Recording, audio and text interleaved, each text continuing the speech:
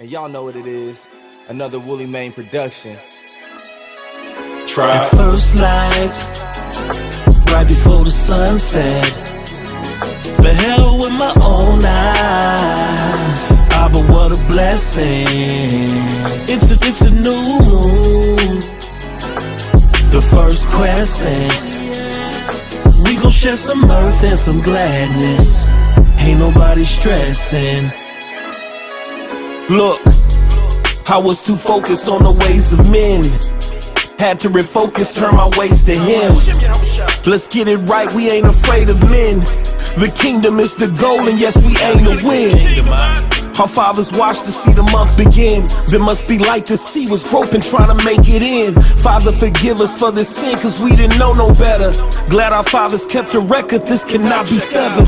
Not the conjunction or the fool, it was in those letters. Not one jot, no one tittle, by the law we fed it. We'll probably get the kingdom faster if we work together. Glorified and it will never. We celebrate. Yo, Big Bo. Yes, sir. Yo.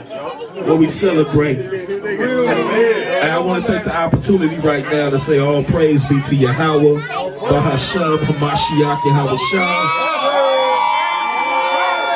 I'm going to say that one more time. All praise be to Yahweh, Bahasham, Hamashiach, Yahweh Shah. Hey, we bless. The spirit of one of my dear brothers, Zabak, I want to say,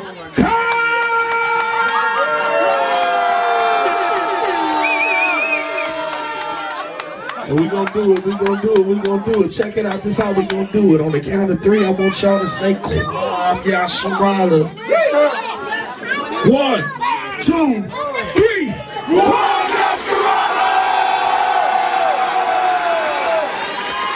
Go ahead and drop it, baby. New moon. It's a new moon. And y'all know what it is. Another Woolly Mane production.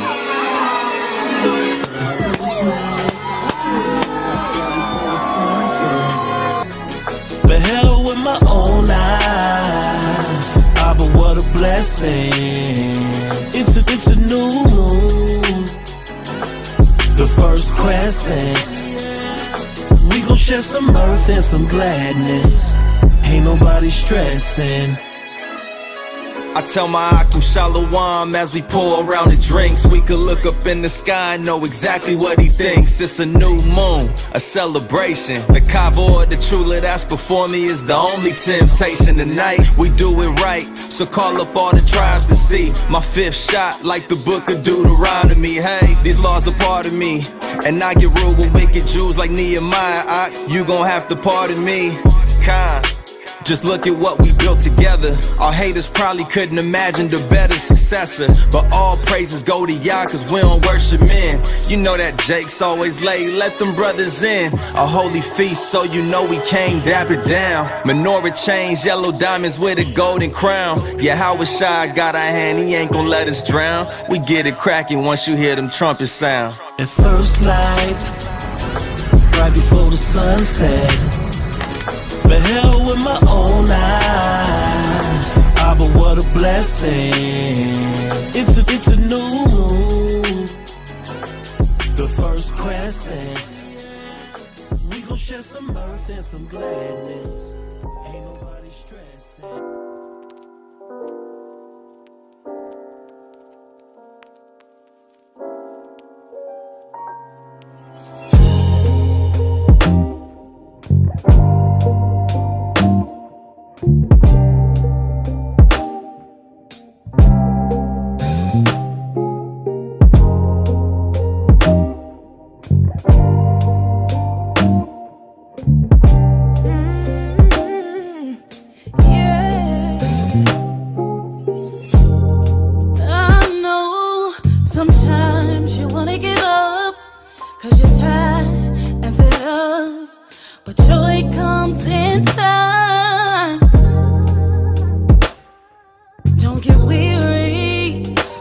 You gotta endure, cause one day you'll suffer no more.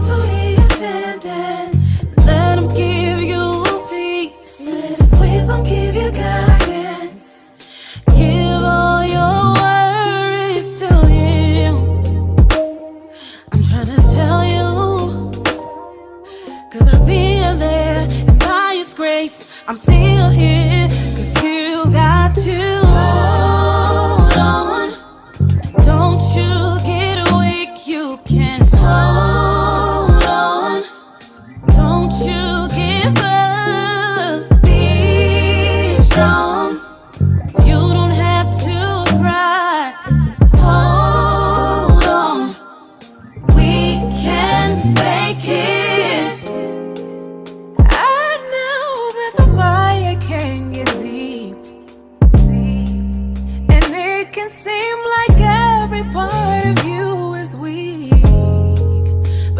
that's when he is strong. Just know it won't be long. Don't be hasty, it's a marathon. Just hold on till he is standing. Let him give you peace. Let his wisdom give you guidance. Give all your worries to him. Don't get weary, 'cause I've been there, and by his grace I'm still here. 'Cause you got to Hold on. don't you get weak, you can. Hold on. You're gonna make it. Be strong. You don't have to cry. Hold on. We can make it. Hold on. Hold on. Be strong. Hold on. Hold on. Be strong. Yeah. Yeah. Yeah. 'Cause he said in his word. Hold on. Cast your cares upon him. Hold on. Hold on. Be strong. We can make it. Hold on. Hold on. You can make it. Hold on. Gotta believe it. Be strong. Keep the faith.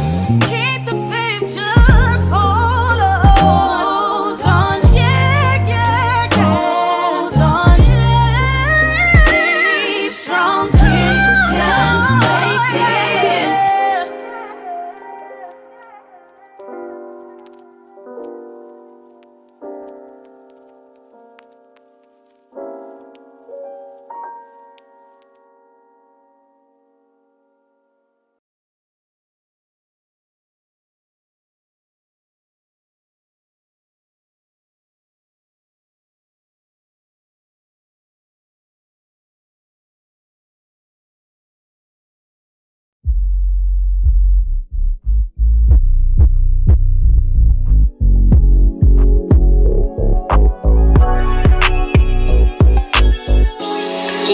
Not the yeah.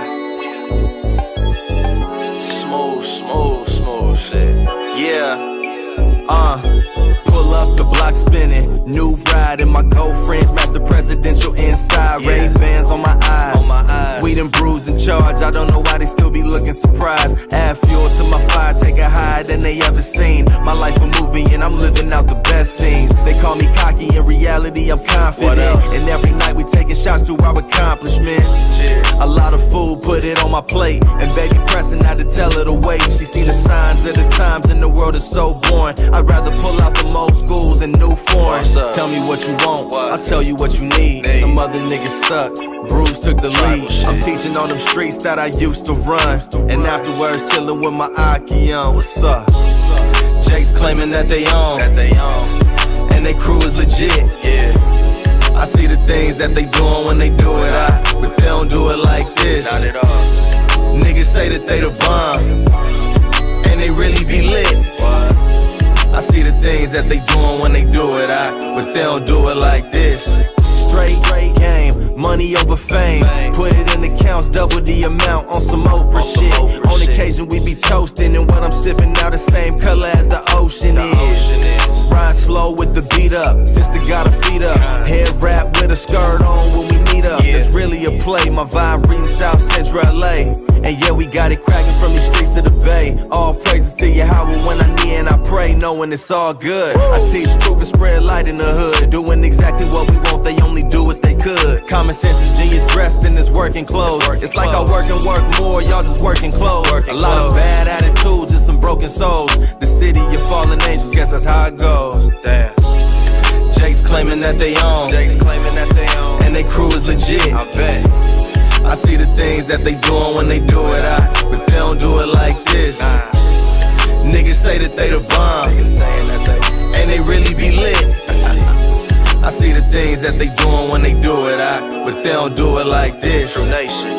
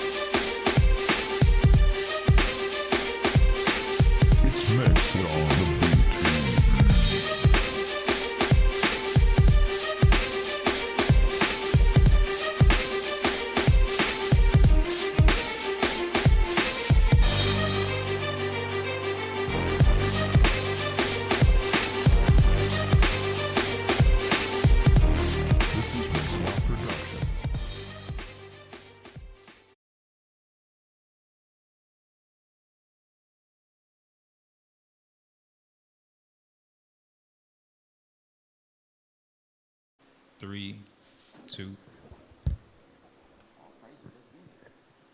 All right. Shabbat Shalom, Israel. So happy to see all of you guys once again.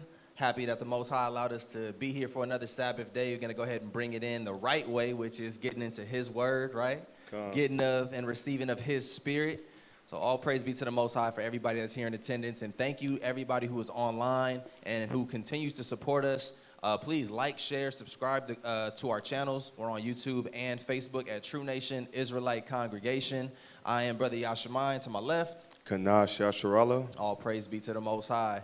And together we're going to go into the scripts tonight and hopefully bring out some good understanding for our people.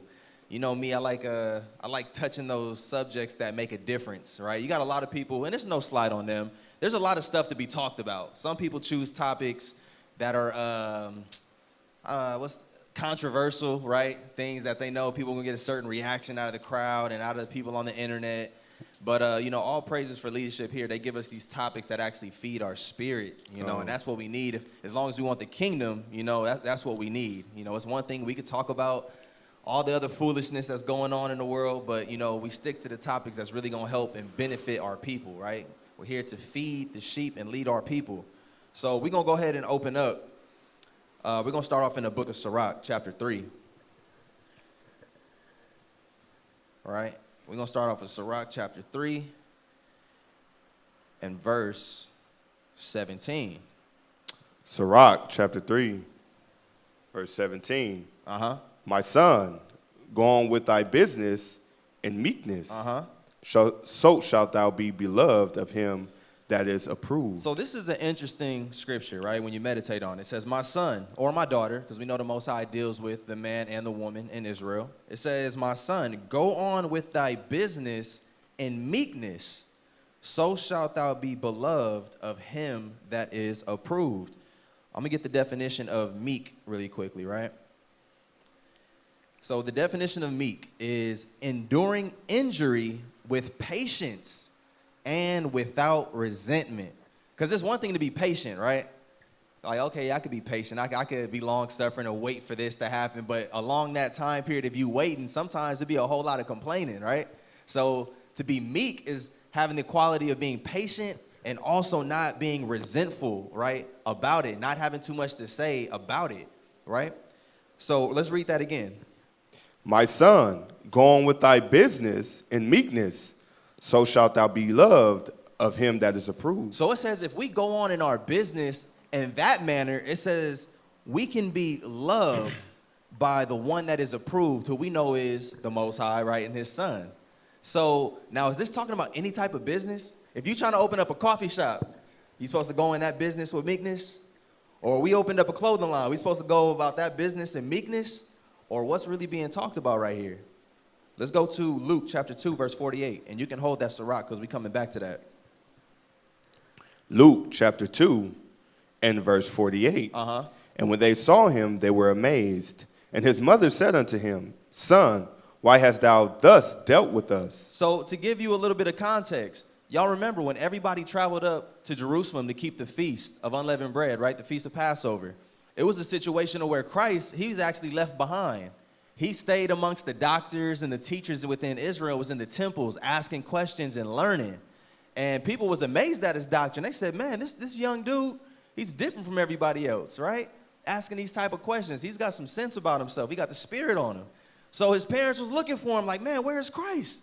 So they finally end up finding him, right? And this is what his mother says to him. Read it again. Behold, thy father and I have sought thee sorrowing. Because they said, man, we didn't know what happened to you. We were sorrowful. We thought you got into some trouble or maybe you didn't died or something. Why was you dealing with us like that? Go ahead. And he said unto them, How is it that ye sought me? Now imagine your kid telling you this. Your kid been missing for God knows how long. You finally reached him. They tell me, how is it that you was looking for me? But read on. Was she not that I must be about my father's business? Christ said, don't you know I got to be about my father's business? Meaning the whole time while you was looking for me, I was girding myself up in the spirit, trying to get myself prepared so that I could teach and lead my people, because that's the business of his father, right? The Most High, Yahweh. So it's important that while living this life that we live, that we understand that our true purpose and our true business is the Father's business. So now we got to really open up and see what is the Father's business, right? Because let's go back to Sirach. That's all I needed from there. And read that again in 17. Sirach chapter 3 and verse 17. My son, go on with thy business in meekness. So now, when we're dealing with the Most High's business, it makes a whole lot more sense on why we need to be meek. Because we can recall upon times when our people was not meek dealing with the business of our forefathers, right? And our Heavenly Father. Look at our people in the wilderness. They was not meek. They complained a whole lot, did a whole lot of backbiting, a whole lot of murmuring. And the Most High was not happy with that at all. But let's read on. So shalt thou be beloved of him that is approved. Right, because we need to understand, first and foremost, it's one thing to be beloved by the homies. It's one thing to be beloved by the sisters, but we want to make sure that we're loved by the Most High because he is the one who is approved, right? Nobody else, and I believe you said that on Tazaiwan's song, doing stuff for people who can't right your wrongs. The Most High is the only one who can justify us. So why not be appreciated and actually justified by him? If that's not your main goal in this walk, you got to start doing some assessing, right? You got to make sure and start having them long talks with yourself and make sure you're doing this for the right reason. But let's read on. Verse 18, the greater thou art, the more humble thyself. The greater you are, the more humble you are supposed to be if you're a righteous individual. Some people, right, especially if they're not keeping these laws, statutes, and commandments, they get into a position of power, and that power starts to fill them with pride. And they forget that they was once at a lower state, right? Go ahead. And thou shalt find favor before the Lord. And it's crazy because you can read about everybody who God loved in the Bible. The King Davids, the King Josiahs, the King Hezekiahs.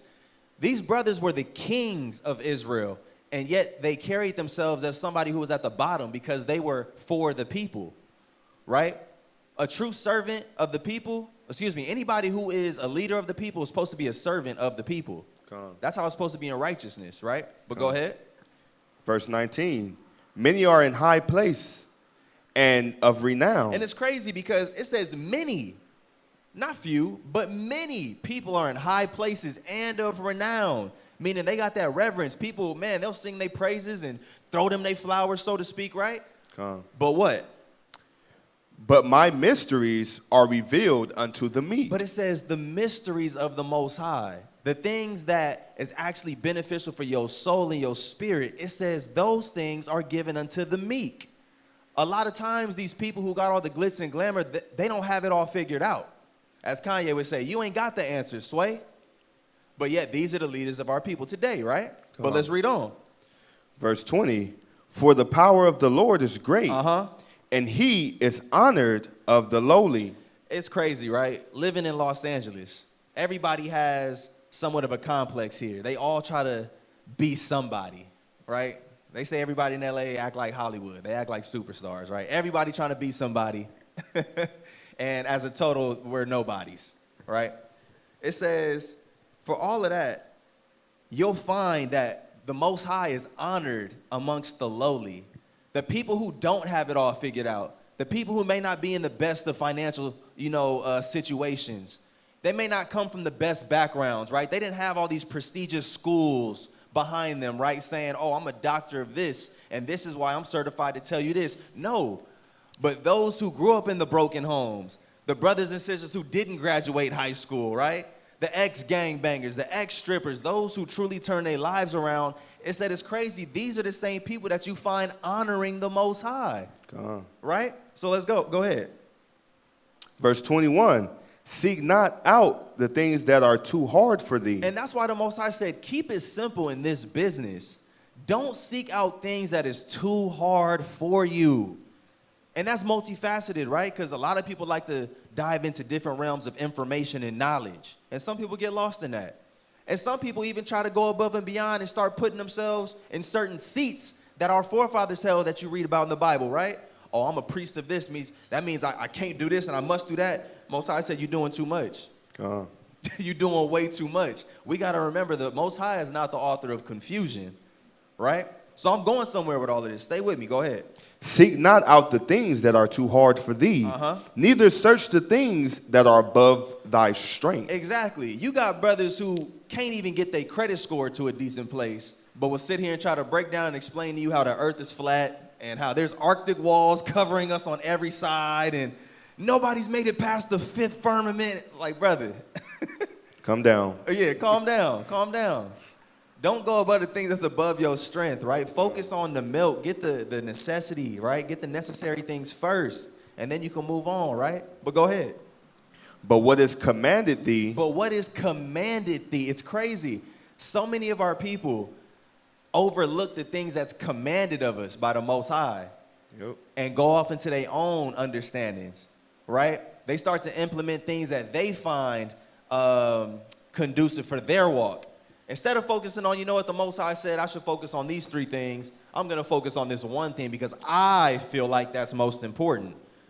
We want to stray away from that mindset, right? So he says, but what is commanded thee, go ahead.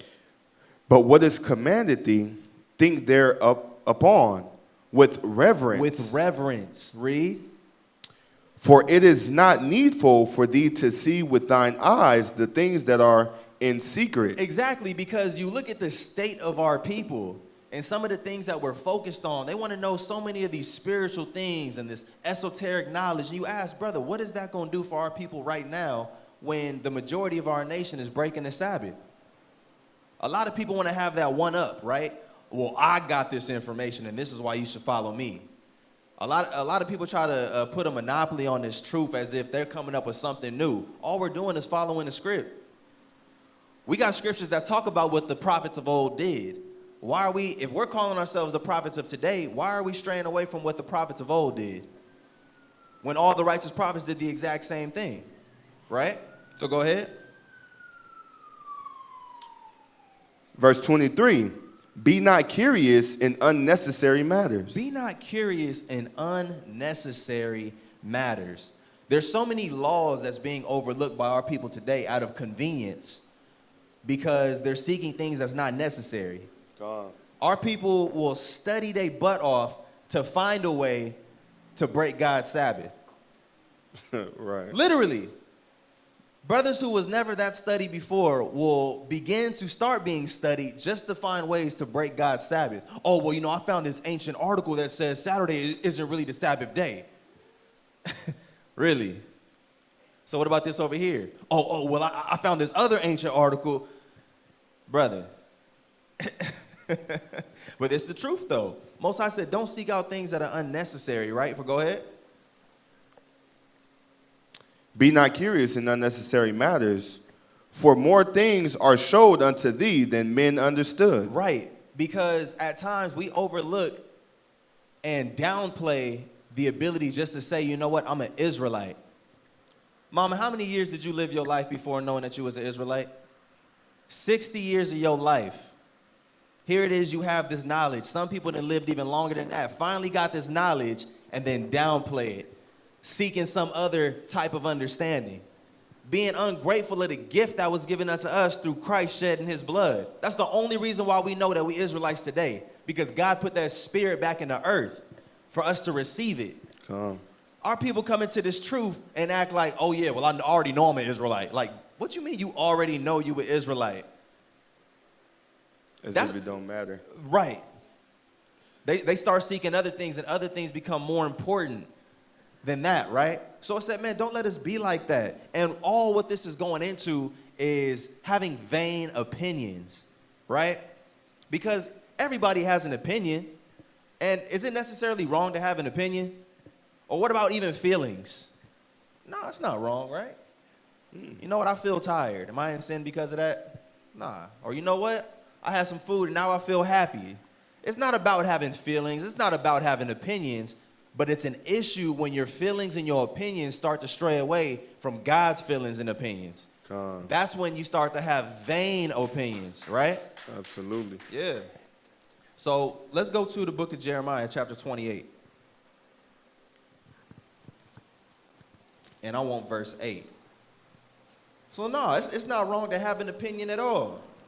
In fact, everybody who's intelligent enough to think has an opinion. But we want to make sure that when we have these opinions, we start to formulate these thoughts that they're coming from a righteous place, right? Give me that verse 8. Jeremiah chapter 28 and verse 8. The prophets that have been before me and before thee of old prophesied both against many countries and against great kingdoms of war and of evil and of pestilence. Now, we know that's not the message we get in the Christian church. They'll tell you that the prophets of old prophesied about peace and prosperity and how one day God knew that he wanted you to have that big house with the bins. But we're in a greater place of understanding to where we know that this Bible wasn't even written for Christians. This Bible wasn't written for Catholics, Muslims, Buddhists. It was written for Israelites who knew that they were Israelites, right? So when we had the prophets of old prophesying against these things, a lot of times it was our own people, right? But read on. The prophets which prophesy of peace. And my bad. And the thing is, you have a lot of people that prophesy peace today. Oh, peace, brother, peace. I know you were Israelite. I'm not too concerned about what you believe in. As long as you know you were Israelite, peace be upon you. Matter of fact, we need to be at one. We need to be unified. But the Bible says what? When the word of the prophet shall come to pass, then shall the prophet be known that the Lord have truly sent him. Because the Bible says the next time that the children of Israel is going to be at peace is when we're in our homeland. And last time I checked, Los Angeles is not our homeland. Wherever our people is watching this video at tonight is not our homeland. So we got to be careful about our opinions, especially when we already have the blueprint. And that's what I appreciate about the Bible so much. God already detailed it for us. The guesswork has been taken away. All we have to do is read and follow along, seriously.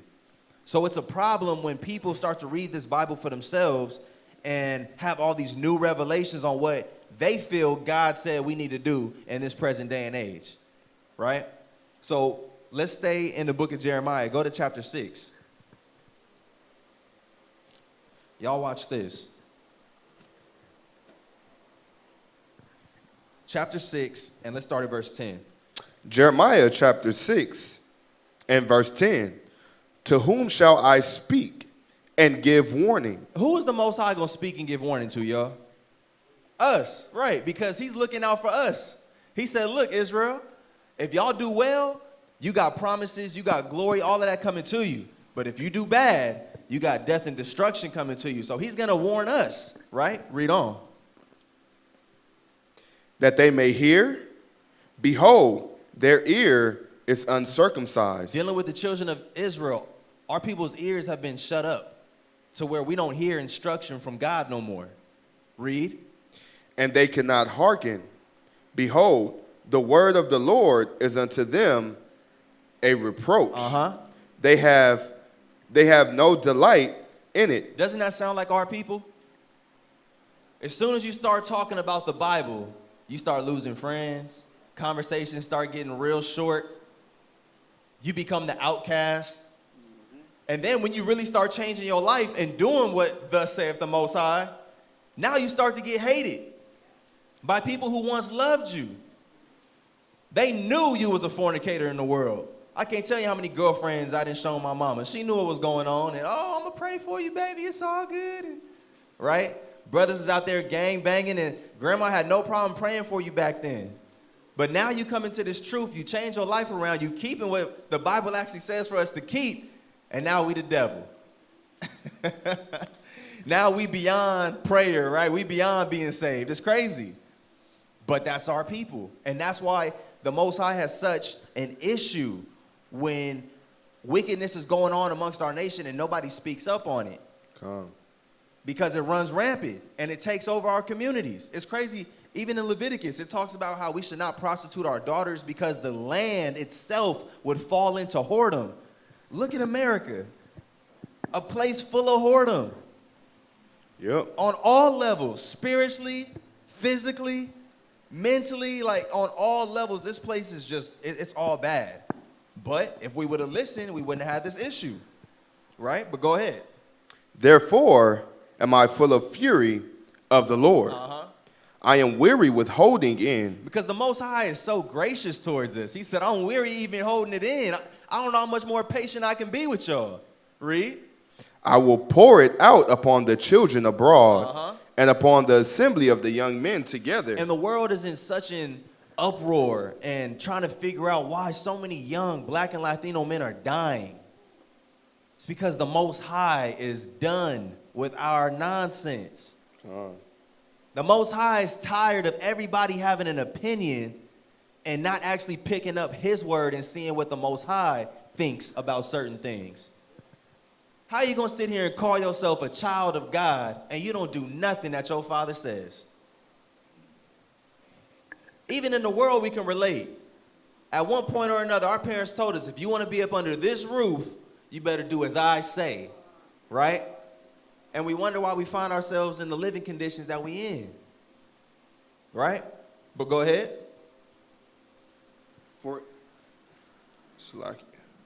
For even the husband with the wife shall be taken, the age with him that is full of days. And their houses shall be turned unto another, with their fields and wives together. For I will stretch out my hand upon the inhabitants of the land, saith the Lord. Read. For from the least of them, even unto the greatest of them. Everybody within Israel, the Most High is not overlooking nobody. He said, I don't care if you the bum under the freeway or if you president of the United States as an Israelite. Everything that we do is being accounted for. The Most High is looking at us. Believe it or not, so-called Black and Latino man. For everybody who may be tuning in for the first time, God watches everything that we do. And that's why our lives is as hard as it is. Read. Everyone is given to covetousness. Look, everybody's been given into covetousness. We all sitting here searching things that everybody else got. We all trying to be like the next person. And nobody is sitting here coveting wisdom and righteousness from God. Right? Go ahead. And from the prophet, even unto the priest, everyone dealeth falsely. Go ahead. They have healed also the hurt of the daughters of my people slightly. How has the prophets and the leaders of our people, how have they healed the hurt of Israel? Read. Saying, peace, peace. So, again, it's the same thing. Even today, brothers will try to convince you that it's all good, it's all peaceful. But God said that's only healing that hurt just a little bit. Because why? When there is no peace. Because there is no peace. There is no peace in the land that we are living in. And for everybody who is scattered, you got people sitting here trying to flee to Ghana as if that's the answer to our people's problems. Guess what? When you move over there, you're going to be persecuted in one way or another. You're going to be afflicted one way or another because these curses, they follow us. It don't matter where you go. You could be an island by yourself, and God is going to find a way for them curses to apply to you. Right? But go ahead. They have, verse 15, were they ashamed when they had committed abominations? Nay, they were not at all ashamed, neither could they blush. Therefore, they shall fall among them that fall. At the time that I visit them, they shall be cast down, saith the Lord. Because everybody got an opinion nowadays, right? Even though we have the law, you can sit there and tell somebody, hey, brother, hey, sister, you're wrong according to this. Well, I just don't see it like that because look at what they did to me. Our people are, and I was just talking with the bishops about this yesterday. I said, it's crazy the time that we live in, right? I remember a time not too long ago, me being a kid to where, you know what? If you was called out for your BS, you was actually ashamed and you felt some type of way about it. And you would actually try to correct that so people wasn't looking at you funny no more. Nowadays, you could be completely in the wrong. And if you call somebody out for their BS, they get offended. And then talk about ways how they try to justify the things that they did that made them wrong to begin with. It's crazy. And that's why the Most High said when we committed these abominations, breaking God's laws is an abomination. It said our people don't even be ashamed about it no more. Because everybody's opinion reigns supreme. Yep. Well, guess what? You ain't paying my bills. You ain't my wife. So girl, you do me, I'm going to do you. Ooh, all that. It's crazy. But go ahead. Verse 16, thus saith the Lord, stand ye in the ways and see, and ask for the old paths. And everybody wants to reinvent something. All these things that have been tried and proven for centuries. Now everybody has a new revelation. Everybody's trying to reinvent what a man is. Everybody's trying to reinvent what a woman is and all the qualities and roles that they're supposed to assume. We just got to do what Earth's been doing for the last thousands of years that it's been here. We got more technology than ever. And yet, mothers is having a hard time raising their kids. How did our foremothers do it when we didn't have all this technology? We're more stressed out than ever when we have all these things that's supposed to make life convenient. Right. It's crazy. But go ahead. Where's the good way? Right, because the old path is the good way. You have a conversation, people, about, things that our foremothers and forefathers do. They say straight up, I don't agree with what they were doing. Yep. Their morals and ethical that they had, I don't agree with that. You have people that will legit tell you that. Because it's a common conversation nowadays about like polygyny, right? Having multiple wives. It's not a new concept. And you'll read about how, or hear conversations about how the men of old, right, during the days of slavery, they had this many kids by this many women, and how the mama back then wasn't tripping because he was still coming home at night. Now you got sisters saying, get your lick back. Mm-hmm. When the home used to be taken care of. Now you getting your lick back, and you're a single mother raising a fruitless child. But go ahead. And walk therein, and ye shall find rest for your souls. But they said, we will not walk therein. Read. Also, I set watchmen over you, saying, hearken to the sound of the trumpet. But they said, we will not hearken. This is our people. So we shouldn't be scratching our head no more in, an outrage than when we see the spirits that we dealing with on our people. Most High been told us, and we reading the prophet of old. This is Jeremiah. This is when everybody knew they was an Israelite. So imagine how much more now our people is hard-headed, rebellious. We're just now finding out we Israel. We was comfortable being niggas and comfortable being black and African-American and Mexican. It's even more tough. But read on.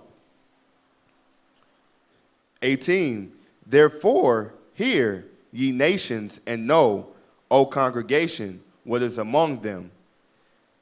Hear, O earth, behold, I will bring evil upon this people, even the fruit of their thoughts. Even the fruit of our thoughts, our opinions and things that we start to, conceptualize in our minds. It said the Most High was going to start to attack that. Go ahead. Because they have not hearkened unto my word, nor to my law. But did what? But rejected it. And that's the state that so many of our people are in today.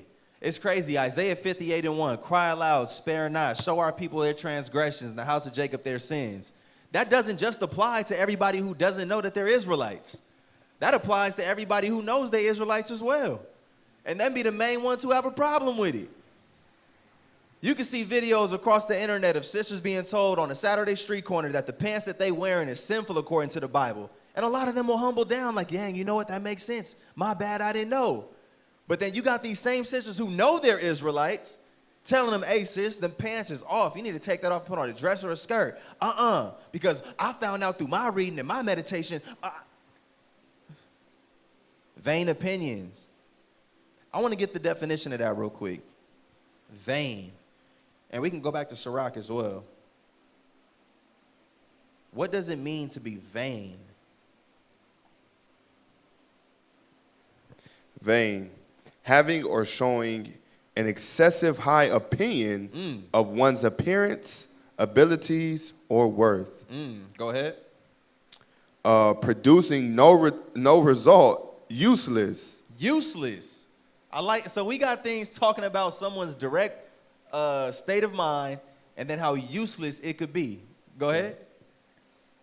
That was it. That's all I got right there. I got having or showing undue or excessive pride, being conceited, foolish, silly, idle, or worthless. And then check this one out. Having no real value. That's how a lot of our opinions are at times. They have no value. A lot of opinions nowadays are made up to make that person more comfortable in their situation, right? Just to ease that situation for them, right? No, holding no real value. Nothing that you can really give to somebody to better themselves or get them out of a rough space. Just pointless at that point, right? So let's go back to Sirach chapter 3 and now read verse 24.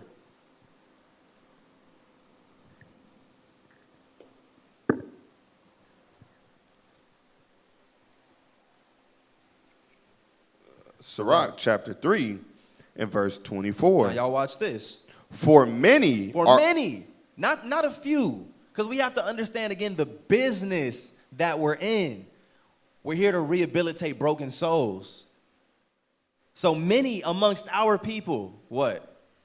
For many are deceived by their own vain opinion. A vain opinion has deceived the minds of so many of our people. Even some of us at times, if we can keep it real. Times where we've had a strong opinion about something, knowing that it wasn't right. Knowing it wasn't right. And instead of using that as an opportunity to just really check that spirit right there on the spot, well, that's just how I'm feeling right now. I need a minute. How you got a minute when you're wrong? Yeah. How do you have a second when you're wrong? But go ahead. For many are deceived by their own vain opinion. And an evil suspicion. And an evil suspicion. And that's the crazy part, right? Because when you get into people having vain opinions, let's talk about some of these vain opinions that our people have, right? What are some of the things our people deal with that they have a lot of vain opinions on within the nation? First and foremost, the Most High God's laws. We got the laws of God that are being debated. Keep in mind, even though we're God's chosen, right? We're the chosen of God. What were we chosen for? Huh? I mean, yeah, to rule the world, but that was kind of something that was a byproduct of what we were supposed to be doing. God chose us to serve him. We forget that. We act like, oh, God chose us, and that just means I'm off to my side and I'm doing whatever I want. No. Out of everybody on this earth, he said, I need somebody that's going to serve me and do exactly as I say. He said, I found nobody better but you, so-called black man, you, so-called Latino man. That's what our calling is for, to be servants, right? So here it is, we're servants sitting here arguing about what we're supposed to be doing when God already said it from the jump. This is all that I need you to do. And so much, he made us make a blood covenant with him. And the whole congregation said, everything that you said, Lord, we will do. Amen. So why are we debating about God's laws? So people have an evil suspicion, and this is how evil it is, right? You're sitting there trying to tell somebody, hey, these are the laws that you have to keep. And in their mind, they're sitting here thinking that you're attacking them, trying to get on the sinful lifestyle that they want to live. So they have an evil suspicion like, oh, I feel like he's trying to come from this angle so he can stop me from doing this. Whole time, brothers just want you to be upright. But they have an evil suspicion, and that evil suspicion overthrows their judgment. Because you can't let them walls down of having that evil suspicion, right? You got all that pride up. Now you going off to the left. What else? We got God's laws, and I know that covers a bunch of different stuff, even down to relationships. Relationships. Yeah. That's one of the biggest things that we struggle with, especially with vain opinions, right? The women of Israel today, not the women of old, are complaining about the things that a wife and mother should be doing. And even brothers too. Oh, I don't want to have to provide. I just want to lay up. Brother, no. Well, I just don't understand why I'm supposed to be doing this with the baby. Because God said you're supposed to be there with the kids, teaching them up, raising them up. And it's a fact that it works because the Most High said it. Literally. But your opinion is going to take you far away from that, and look what we have. Well, I just don't think I'm supposed to be doing the dishes every single day of the week. I mean, why can't you do them? Dude, according to the Bible, who take care of the house? But see, we have these vain opinions, they overthrow our judgment, and it brings chaos into our lives. And that's the thing that we have to start recognizing and really identifying. It's like, okay, look, I got this opinion, but where is it coming from? Is it from a righteous place or an unrighteous place, right? So it says, for many are deceived by their own vain opinion, and an evil suspicion have overthrown their judgment. The things that naturally we're supposed to be able to agree upon is now an issue and a stumbling block when it didn't used to be like that. That's why God said we need to be asking for them old paths, wherein is the good way. Because this new modern style of life is confusing. It's confusing. It goes against what's naturally inside of us. Or even trying to be involved in matters that have nothing to do with you. And then you have an opinion about it, and you go off on a hump and be like, hey, well, this, that, and the third, you start going off, and then that evil suspicion overthrowing your judgment. Now you looked at as the person who didn't investigate, didn't do their due diligence. Now you're accusing somebody, you being the talebearer, exactly. All type of stuff. Exactly. And all that stems from insecurity, right? And you so insecure, now you start to formulate opinions around your insecurity that completely just clouds your judgment. Yep. And starts to bring chaos into our nation and chaos into your own life. The Most High really made it simple for us, right? So with that, let's go to Wisdom of Solomon 3 and 9. And this scripture touches perfectly on what we're talking about right now, because even in this truth, you would think that we would have a better understanding on this walk as a whole. But still, so many of our people complain about the walk. Read that. Wisdom of Solomon, chapter 3 and verse 9. They that put their trust in him. They that put their trust in the Most High. What? Shall understand the truth. How many of us are in the truth? By a show of hands. Everybody's hand should be up, right? Now, how many of us understand the truth? All praises. Hands should still be up because we put our trust in the Most High. But one thing you'll find in common for people who don't fully trust the Most High, because it's one thing to say, oh yeah, I trust and believe in the Most High, but you'll know how strong somebody's trust and faith is by the works they put in. If nobody has any type of works, they really don't believe. These same people who don't believe be the same ones getting caught up and not understanding the truth. Well, I just don't understand. Why are we supposed to be going through all of this? If God said this, we're supposed to be, Seriously. So many of our people don't understand the truth because they don't truly believe in the Most High. But they believe in their own opinions and their own ideologies, right? And how they think they should be living life. First and foremost, they're not even grounded in the milk. You haven't even grounded yourself in the truth for long enough for the Most High can even trust you with more information. But that's an opinion. I got my own relationship with him. That's how it happens just that fast. And that's a vain opinion. Yep. That's a vain opinion. Brother, guess what?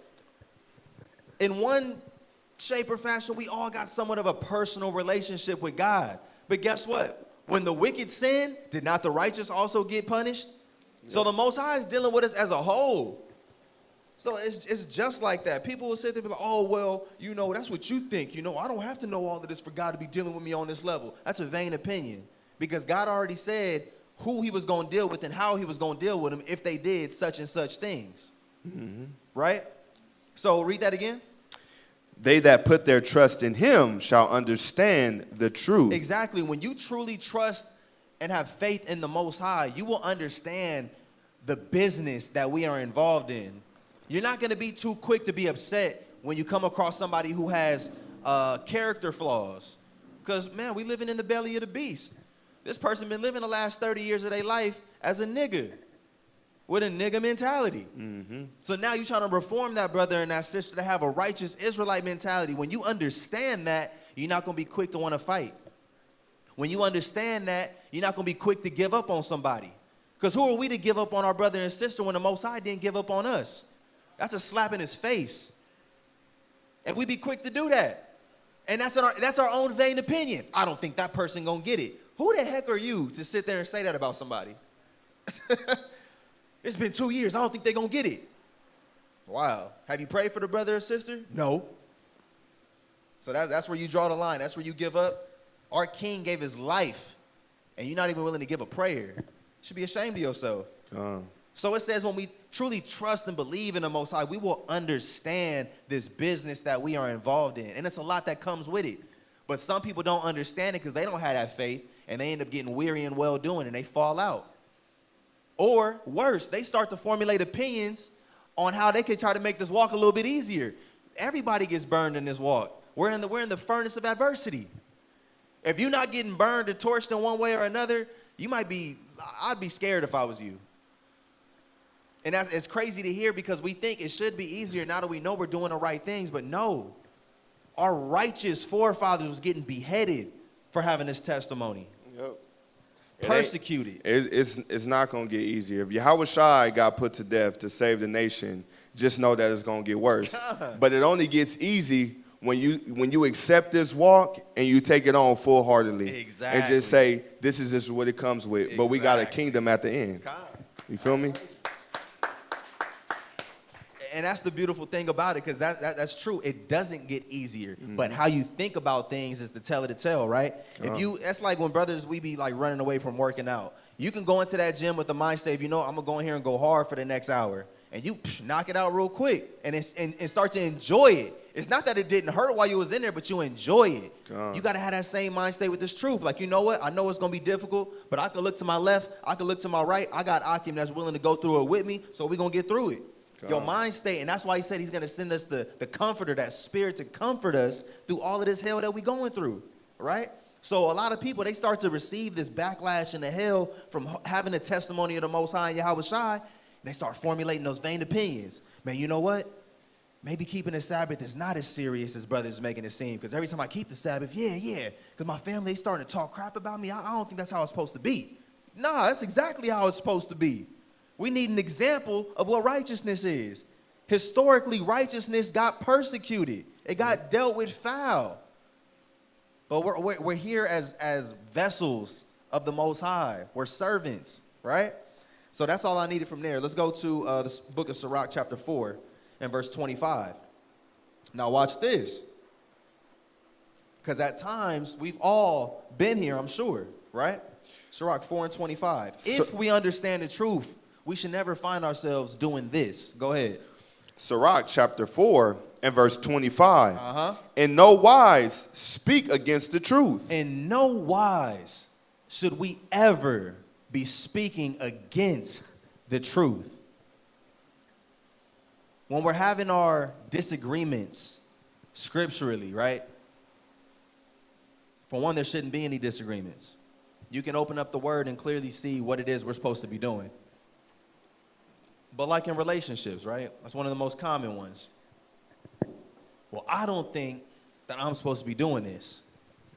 I feel like that's toxic. We have people that say stuff like that. Nah, it's kind of misogynistic. The man just ruling me and I got to obey. That don't sound right to me. You're speaking against the truth. The Bible says we should never be doing that. Read it from the top. In no wise speak against the truth, but be abashed of the error of thine ignorance. The scriptures say we should be abashed, meaning we should be in a state of like, man, you know what? I can't believe that even came out my mouth. But how many times do we find brothers and sisters saying reckless things? Reckless.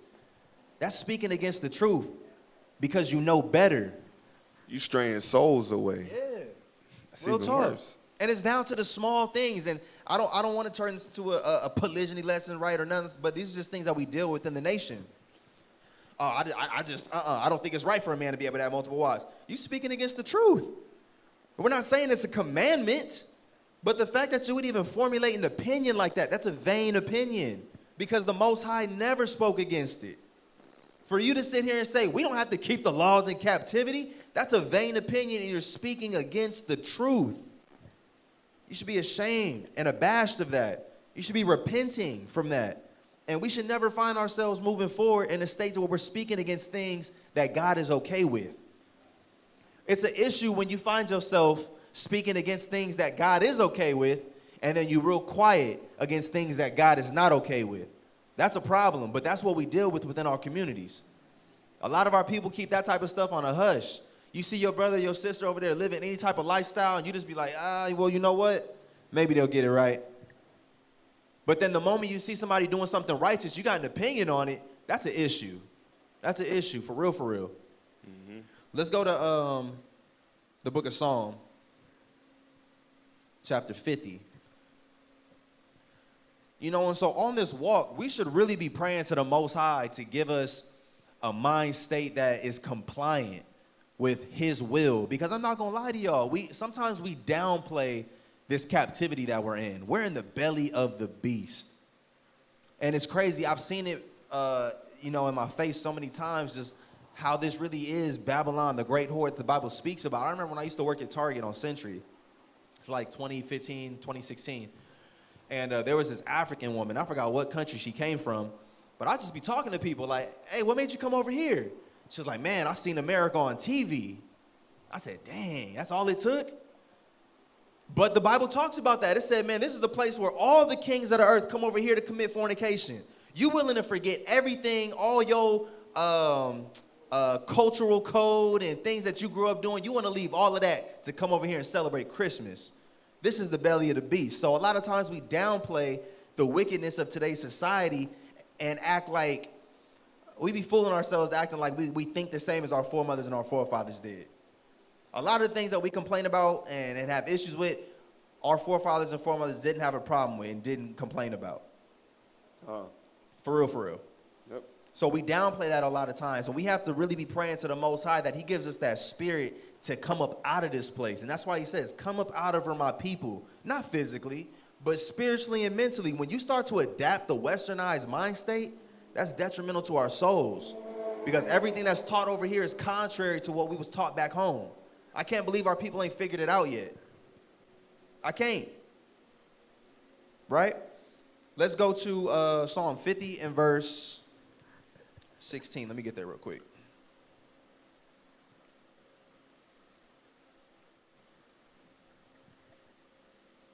All right, go ahead. Psalm 50 and 16.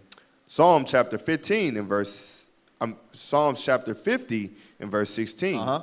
But unto the wicked God. Unto the wicked, even wicked Israelites. Go ahead. But unto the wicked God saith, what hast thou to do with me? What hast thou to do, declare my statutes? Or that thou shouldest take my covenant in thy mouth? Because it be these same individuals, right? Like the Pharisees. People who taught the law but wasn't really living it themselves. Most High is like, what are you doing even speaking on this? Read. Seeing thou hatest instruction and castest my words behind thee. That's the danger of adapting a westernized mind state, because on the West, they're going to tell you that you a one-man army. You could do it all by yourself and you don't need nobody's help. You don't have to be instructed. You can figure it all out on your own. That's against what the Most High has put out for his servants. Servants are usually instructed. Anytime you got a job, how many weeks did you have of training? Because they wanted to instruct you to make sure you was doing that job well. Well, guess what? In this business, you must be instructed. And if you think otherwise, guess what? You got a vain opinion. Read. When thou sawest a thief, then thou consented with him. And has been partaker with adulterers. Right, because when it comes down to the wickedness that goes on in our communities, our people really, they be like, you know what? I don't want to attack them. That's what they call correction now, attacking. How dare you speak up on their life? No, I'm trying to correct them. I'm trying to instruct them in the way of righteousness. Our people don't like doing that no more. And the Most High says when you do that, you actually are partakers of their sins as well. Read. Thou givest thy mouth to evil. Our people give our mouths to evil, speaking these vain opinions. There's even a scripture in Isaiah that talks about all the doings and all of our thoughts are evil against the Most High. Read. And thy tongue frameth deceit. Thou sittest and speakest against thy brother. Thou slanderest thine own mother's son. These things hast thou done, and I kept silence. And it's so cold because the Most High is so patient with us, right? Sometimes people take the Most High's silence as a pass, and that's not at all what it is. Read on. Thou thoughtest that I was altogether such and one as thyself. Exactly, and that's what fuels our people to continue to live in this false reality and continue to speak those false narratives and those vain opinions. Because you see people breaking the Sabbath tonight and lightning's not striking them down, people think that what they're doing is okay. Ain't that dangerous? You see the FBI do that. They call it building a case. The Most High is the author of that. He gonna let you do your dirt for 30, 40, 50, 60 years and strike you down at the last moment and be like, you had opportunity to change. But when you start living that lifestyle for so long, now you start to formulate opinions that be like, you know what, God must be okay with what I'm doing. That's a scary place to be in, y'all. That's a scary place to be in. So because of that, they say, man, Most High is like, because I was silent, you thought that I was one like you and that I was okay with what you was doing. Little did you know. Read on. But I will reprove thee. He's going to reprove thee. Go ahead. And set them in order before thine eyes. Uh-huh. Now consider this, ye that forget God. Because our people are so forgetful of God, even us at sometimes, when we're so caught up in our feelings. Because again, it's not wrong to have feelings. But when you're so caught up into your feelings that you forget God, dang. So look, consider this. Go ahead. Lest I tear you in pieces. Most High said, you better consider this before I tear you into pieces. And it's crazy. You got to be a very wicked individual to read and to be taught that God is being patient with you and you still live the lifestyle that you live in. You got to be one wicked individual to know that it's coming and you just like, I'm going to do it anyways. Even better, he sent his son to die for you and you just spit in his face. Every time. And that's a harsh reality, and I be having those type of talks with myself because as a young person in this truth, right, I'm not even 30 yet, so sometimes I still have my youthful ways about myself. Where it's like, man, I could be focused on this, could be focused on that, but that's why we have this filter and these testimonies to read from. When Christ was young, he didn't spend his time doing what he wanted to do. He did what he knew was going to be beneficial and most helpful for his people. Christ 13, 14 years old. Nowadays, kids, they playing Call of Duty. They playing Fortnite. Christ said, man, I'm going to spend this time being in the temples, learning and asking questions. So we got to have these conversations with ourselves and start putting ourselves to be on that same thought process and track that the Most High and Yahushua is on. Because that's the business that we're in. We're not here to live for ourselves. All that went out the window once Christ died for us. Now we have to live up to the standard that was set, or else. Yep. And it's only right. We read it black and white, so sometimes it don't hit like that. But what if we knew this brother was going to give his life for us, and we wasn't going to see him no more, so that we be on the right track? It would hit a whole lot different. It would hit a whole lot different. So, like the brother said, we don't want to be those Israelites that are coming up with these vain opinions and living lifestyles that's mocking our king and trying to honestly just being a slap to his face. It's disrespectful. Disrespectful. Go ahead. And there be none to deliver. 23. Whoso offereth praise glorifieth me. And to him that ordereth his conversations aright will I show the salvation of God. Because there's so many things that we could be talking about, all type of conversation, but when your conversation is right, man, the Most High said he's ordering your steps so that you can receive that salvation. That's what we got to be focused on, truly being those new creatures, right? Reforming our minds. Let's go to 2 Timothy. Y'all enjoying the lesson so far? All praises, all praises. Let's get 2 Timothy. And I want chapter 3, verse 10. 2 Timothy chapter 3 and verse 10. But thou hast fully known my doctrine, manner of life, purpose, faith, long-suffering, charity. That's a lot. It says, but thou hast fully known my doctrine. A true believer of God doesn't hide the doctrine from the people. We let it be known. Sometimes there's organizations within Israel to where you can only learn certain things once you become a member. That's off. God gave this freely. We shouldn't be charging nobody for it. It says, thou hast fully known my doctrine, my manner of life. When you can see how brothers is living according to this word, that should inspire you on a whole nother level when your leaders is doing it, right? Purpose. Why we're doing this? Because our king gave his life. It's a whole different conversation when you really talking to somebody who believes in what it is we do, right? Not only purpose, but faith. When you can see somebody is devoted to the cause, long-suffering, knowing we be dealing with some BS, but we do it on behalf of the people. The conversations that we don't want to have, arguments that we be having with our brothers and sisters. Man, charity. When you got people that's giving their time, because that's something you can't get back. You could lose $100K and somehow make $250 back. You can't spend 10 years of your life and get that back, though. Yep. You can't, right? And that charity goes to those who choose to be by themselves and not put themselves with a group of people. Where's your charity at? Yep. You know, you're supposed to have charity for your nation. And that's a good point. I'm glad you said that, because that's a really popular belief and understanding amongst our community today that, oh, I don't need no camp. I could do this by myself. God not dealing with camps. That is a very vain opinion, because you can read all throughout the Bible about camps and churches. If you don't believe in camps, well, then why you ain't got no church? Because I can read about the churches in the New Testament, right?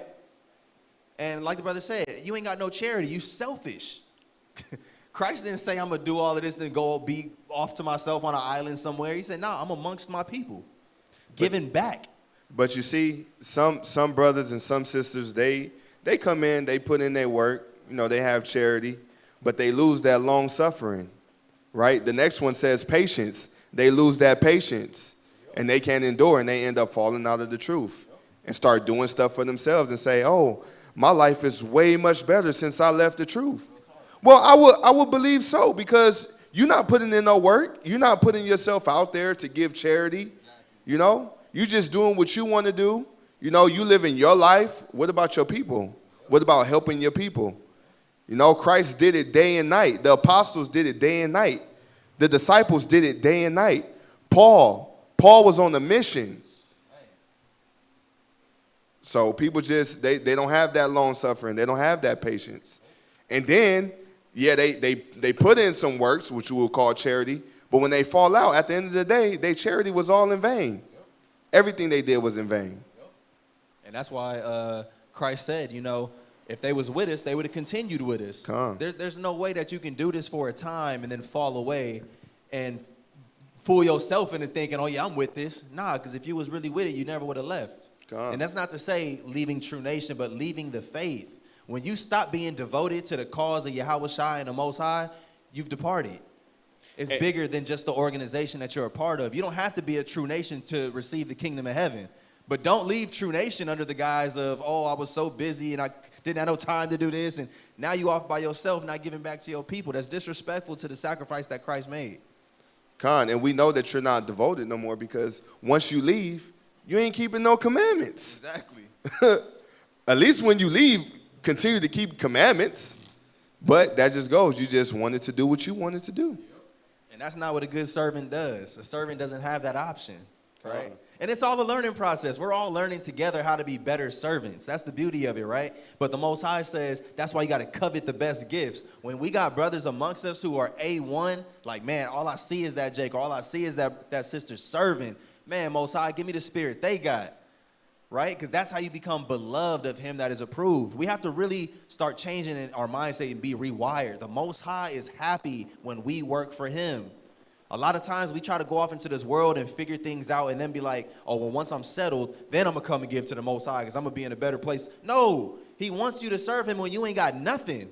So then when he actually gives you something, you're not going to be like, oh, I did this. You're going to know the Most High gave me this because I was working my tail off. You feel me? It's more inspiration to work even more. But go ahead. Patience. Persecution. Man, because we going to get persecuted, and we have been persecuted. Read. Afflictions, which came unto me at Antioch, at Iconium, at Lithrum, what persecution I endured. What persecutions I have endured. We have to endure. We cannot give up. It gets tough. This, man, look, it gets tough. But we all got it bad together. That's what you could pull strength from. Read. what persecutions I endured, but out of them all the Lord delivered me. No, he did it himself. But out of them all the Lord delivered me. You see how that humble mind state keeps things in perspective? Hell yeah, I went through hell.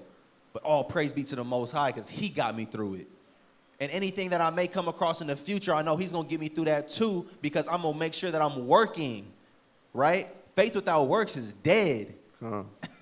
Dead. Read on. Watch Verse this. 12. Yeah. Yeah.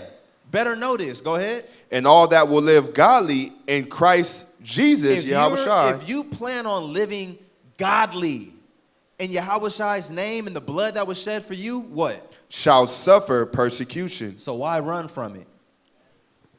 Why try to develop a mind state or a vain opinion that you feel like, oh, if I go this route, I might avoid some persecution? It's coming your way if you want to live godly. It is what it is. Better we be persecuted for this than something else.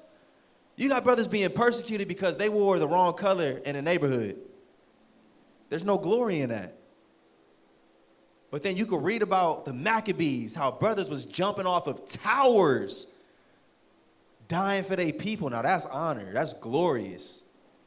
That brother jumped off the tower. Y'all got to read that story. It's crazy. I think I taught on that 2 years ago for Feast of Dedication. Forget the brother's name, but they was beating in the tower. He was at the top of the tower, and all the heathens was trying to rush in. And that Jake, he tried to fall on his own sword, like, man, I'm going to kill myself if they get to me because, you know, they going to do me bad. I don't know what happened, but the Jake missed and, like, ended up, like, just cutting himself. He said, forget it. He jumped off the wall, and he was like, I'm just going to land on somebody and try to kill them. That's glorious. He said, I'd rather do that than sin and break my God's commandments. Man. But go ahead. But evil men and seducers shall wax worse and worse. No, in these end days, these evil men and seducers, they're actually going to go away and slowly just disappear. They shall act worse, wax worse and worse. It said these same people is going to get worse and worse. Go ahead. Deceiving and being deceived. It's a problem when you refuse to acknowledge scriptures like this and try to treat everybody as the same as if we're all worthy of being at peace with one another. I have an issue with jakes who do that. When you refuse to call out wickedness because you have a vain opinion that God really ain't tripping and we just need to be together, I have an issue with that. And y'all should too, right? But go ahead.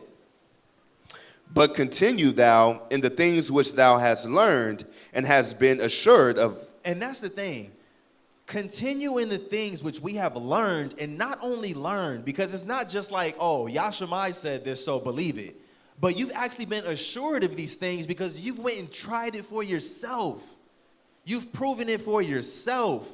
It bugs me, and it puts me in such a weird space when there's people that have been assured of things that they should know good and well. Someone's at the door. They should know good and well that what you're doing is the truth. And when you allow something from the outside to come and alter your mind state, when you've already been assured of these things, that's an issue. That's an issue. Shalom, sis, how you doing? That's an issue, right? So go ahead. Knowing of whom thou hast learned them. Exactly, knowing that this all came from the Spirit. And shame on you if you put yourself in a place to where you were being taught by people who weren't being led by the Spirit, because that's 100% in your control. Nothing is stopping you from asking questions. Nothing is stopping you from being diligent and just looking around and peeping the scene, right? I'm gonna wait for you to cover your head, sis. Nothing is stopping nobody from doing that. Knowing that we receive these things of the Most High from a true heart and a pure space. Go ahead. Salakia. Verse 14. Actually, verse 15. 15. And that from a child thou hast known the Holy Scriptures. Right, because when we come into this truth, we become as a child again. It don't matter if you've been in this truth 1 year or 10 years. When you come in, you know that what we're supposed to be doing is regarding these Holy Scriptures. So when you start to formulate vain opinions that lead you away from these Holy Scriptures, you got to start checking yourself. You got to get comfortable with being checked in this truth. Con. For real, for real. Con. And it's not comfortable, right? You could develop a mind state to where you become more and more okay with it. I remember when I first came in, I wasn't the most comfortable with brothers be like, hey, I'll you off. I remember when I first came in, I had on some, You remember those weed socks that used to be popular? It had the weed plant on them. I had on some pink weed socks when I first came in because I was a skater, right? And Isaiah told me, he pressed me, hey, you can't be wearing that. That's effeminate. I'm just now coming out the world. I'm like, man, who the heck is this nigga to tell me about my socks and whoopty whoop whoop? But I put myself in a space where I'm like, you know what? Obviously, he knows better than me. I'm just now coming in. So let me just woosah, you feel me? Put that to the side and be like, okay, cool. I ain't going to wear it no more. All right? No big deal. But when you start to hate correction and hate instruction, man, that's a bad space to be in as a servant. We got to learn to love correction because Christ did it with his disciples and his apostles. He wasn't no fake homie. And if you got homies where y'all ain't never butted heads on things like that, then that's a fake relationship. We all got different minds and we all think differently. Somebody's bound to be wrong at some point. And if y'all's not correcting each other, then that's not the type of relationship I want. Because Christ corrected his brothers when they was wrong. They'll be having conversations about, hey, you think you're going to be the greatest in the kingdom? Well, I think I'm going to be, I've seen him doing this. Christ came in, hey, y'all focused on the wrong stuff, straight up. You ain't even got this together. You ain't got this together. You still don't believe in this. You got little faith in this. Like, straight up correct them brothers. That's how it's supposed to be. And they didn't feel no type of way about it. They wasn't like, man, Christ tripping. I don't want to follow you no more. That wasn't what they said. Damn, all right. Let's give ourselves to fasting and prayer. A lot of times we don't be meeting opposition with fasting and prayer. We meet it with feelings and vain opinions, right? But go ahead. And that from a child thou hast known the holy scriptures, which are able to make thee wise unto salvation through the faith which is in Yahushua. Exactly. Being devoted, that's the only way you're really going to receive it as spirit. You got to fully give yourself to it. The Most High doesn't love nothing more than somebody who just says, man, Most High, I'm 100% for you. And you know, it's crazy. You see it done on a wicked level. I ain't going to lie. There's some cold interviews out there. I was watching. Y'all know what soft white underbelly is? Mm-hmm. Yes, it's this Edomite. He comes to L.A. and does a bunch of interviews with crackheads and pimps and all of that, right? Whores and everything. And he did an interview with this pimp. I forget the dude's name. And he was talking about one of his hoes. He said one of his hoes got shot up. So he went to go visit her in the hospital. And she had tubes coming out of her and all of that. I seen that. You seen that? Yeah. And he said, man, when I walked in that hospital room, he seen all of her family there. And they was just crying like, oh, what you do to my baby? And he was like, man, I ain't do nothing. He said, that's just hard work and dedication. Yeah, right? And then he said when she seen him, even though she had tubes and all that, she's connected to the computer. She like got life in her, was like, Daddy, I can't wait to get back out there for you, make you some money. On a righteous level, that's how the Most High wants us to be towards him. No matter what we going through, I can't wait till I get better, Most High, so I just go harder for you. For real, for real. If she could do that in such wickedness. That's what I'm saying. That's why the Most High said, man, the children of Israel are given to wickedness. We love it. We love to dwell in it. He said, I just want you to be that way towards me. Real talk. Real talk. I want you to feel that way towards me. That's wild. And people can't say that it's not attainable, because watch this. Go to 2 Corinthians real quick, 11 and 25. So we got her. She a hoe. She said, man, I done went through all this tribulation and persecution for my pimp. Well, let's see what one of the prophets went through on behalf of our God. 2 Corinthians chapter 11, and we're going to start at verse 23. Watch this. This is Paul. 2 Corinthians chapter 11, verse 23. And are they ministers of Christ? Okay, you got other people out here, teaching the word or whatever. Are they ministers of Christ? What? I speak as a fool. I am more. He said, I'm more. I'm going to show you why I'm more than what they are. Go ahead. And labors more abundant. Who labored harder than Paul in the New Testament that you can quote? He put in work. Read. And stripes above measure. Y'all know what stripes are, right? Stripes is getting whipped and getting beaten. Yeah. We actually got a law in I believe, Exodus that talks about the judges can determine how many stripes somebody should get. Because everything is not black and white with the law, right? That's why we had judges sometime to be that middle part. But like, you know what? They did this. We think a just punishment would be you get beat up for this long or you receive this many lashes, this many in hopes that you won't go to your sin no more. So he said, man, he received hella stripes on behalf of the testimony of Yahushua. Go ahead. In prisons more frequent. Some of us ain't been to prison not once, but he was always locked up on behalf of the testimony. Read. In deaths oft. He said in deaths oft. He almost lost his life a lot. Read. Of the Jews 5 times received I 40 stripes, save one. Because you know what they say, if you used to receive that 41st stripe, you would die. You would die from the pain.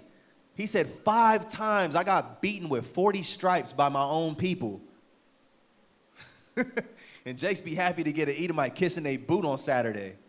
That's why Paul said, man, I'm going to show you how to truly boast about some works. Go ahead. Thrice was I beaten with rods. He said 3 times I was beaten with rods. Go ahead. Once was I stoned. How many people do you know in the Bible that survived being stoned? Usually when someone got stoned, it's supposed to be to death. Come on. Have y'all ever seen a stoning? It depends on where you at. Some countries, they dig a big hole for you and just leave a certain portion of your body out. And they get big rocks like the size of this and just, Sometimes they tie you to a pole and they just have at it. He survived being stoned. And that didn't stop him from going back to the works. Sometimes we get grandma that stop messing with us, stop calling you, and you say, you know what? I can't do this no more. My grandmama hate me. But go ahead. Thrice I suffered shipwreck. A lot of black people can't even swim. This Jake was shipwrecked 3 times. It ain't telling how far he was away from help. 3 times, and that did not stop him from teaching his word. Go ahead. A night and a day I have been in the deep. Look at that. Imagine being in the waters for a whole night and a day. Just out there holding on to some wood or whatever he was floating on. So the Most High is able to save us from anything that we go through, but we got to have that faith and trust in him. You see, Paul wasn't confused about the business that he was in. That's when the scripture earlier, when it said, those that trust in him shall understand the truth. He said, I understand all the hell that I put. Because remember, Paul used to persecute the church. Anybody he found teaching about Jesus Christ and how his blood was shed for, he used to persecute them. So he wasn't confused about the stuff he went through. Now imagine us. Mama said she went, what, you said 40 years? Mama went 60 years breaking Sabbaths. Now, if she was to go through a little persecution or affliction, she shouldn't be confused. We know that I was well worthy of it 10 times over. When you go through stuff, don't say, woe is me. You deserve it. Exactly. You deserve every bit of it. Exactly. You lucky you're not dead. That part. Now, imagine that. You able to tell somebody, man, look, I done went through all of this on behalf of the Most High when I should have been dead, and here I am talking to you. Do you know what that does to somebody's spirit who's just coming into this truth? Whoo. Come on. They get energized, right? Was that all of that? In journeyings often, in perils of water, in perils of robbers, in perils by mine own countrymen, in perils by the heathen. Now look at that. A lot of people today emphasize all the issues and turbulent situations they have with the heathens. Oh yeah, we almost got into a fight with some Edomites. That was the last thing Paul mentioned. He said everything before that was dealing with my own people, my own countrymen. That's how you know when you're really doing a good job with these works. Historically, the heathens wasn't killing the prophets. It was the Jews, our people, because they didn't want to receive the correction. So that's all I needed from there. But just to give you an example of how hard we're supposed to be going for the Most High, because you see people doing it on a wicked level already. Some people then took over the lifestyle of cream, right? Or mob. Money over bees, cash rules everything around me. And they devoted to that bag. Every day they out there getting it. That's how we got to be with our souls. We got to be out here getting these souls. Going hard, right? Come on. So let's get the book of Sirach, chapter 4 and verse 7.